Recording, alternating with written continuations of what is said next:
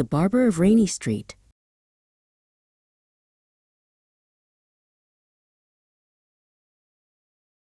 Barnaby was a man of quiet habits. Every morning, he used to open his small barber shop on the corner of the street.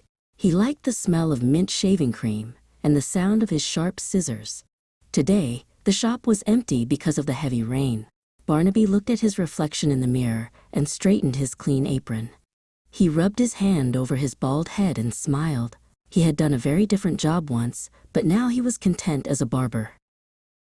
On the wall behind the counter, an old, framed photograph hung. In the photo, a much younger Barnaby stood proudly in front of a big red fire truck. He used to be a firefighter at the busiest station in the city. He had loved the adrenaline, but after 10 years, he had decided to leave. He told his friends that he had become too clumsy for such dangerous work, even though he still missed the teamwork. Outside, it started to rain. It wasn't just a light shower. It was a heavy downpour that turned the sky gray. Barnaby looked at the street and realized he had to close the windows. He went to the back room to find his bright yellow rubber boots. He used to wear heavy leather boots every day, but now these rubber boots were enough for his simple life. Suddenly, he saw a car stop abruptly right in front of his shop. A young man named Axel jumped out of the driver's seat. He looked very stressed and pointed at his front wheel. Axel had a flat tire, and it was completely empty. He looked at the rain, which was making him a wet pile of misery, and sighed deeply. He had forgotten to check his spare tire that morning before his journey. Barnaby felt sorry for the young man. He grabbed a large umbrella and went out into the storm. The wind was strong, and the rain was cold. "Do you need help?" Barnaby shouted over the noise of the storm. Axel nodded quickly and gratefully. He had already tried to loosen the bolts, but they were completely stuck. Barnaby smiled. He used to be very familiar with hard physical work from his old firefighter days.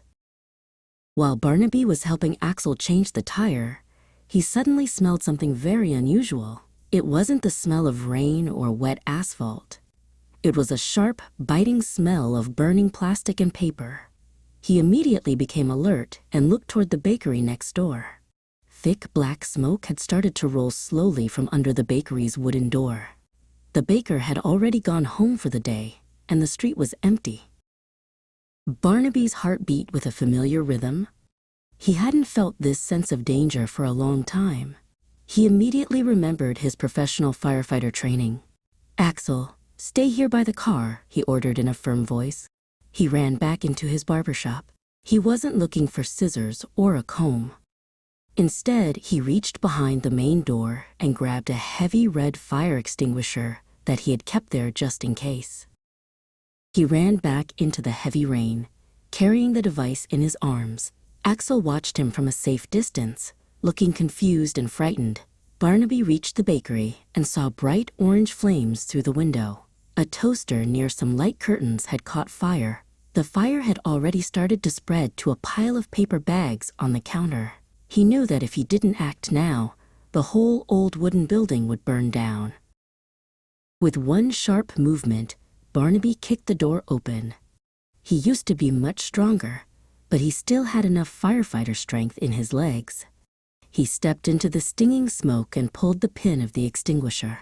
He aimed directly at the base of the flames and squeezed the handle. White foam began to spray out, covering the burning counter and curtains.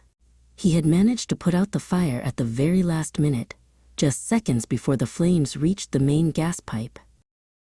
A few minutes later, fire trucks arrived with their sirens screaming, but the greatest danger had already passed. Barnaby walked slowly back to his shop, his yellow boots covered in gray soot and foam. Axel was still there, looking at him with wide eyes and admiration. "You aren't just any barber," Axel said in awe. Barnaby laughed and picked up his scissors again. "I used to be a hero," he said quietly. "But today, I'm just a man who likes people to have dry hair."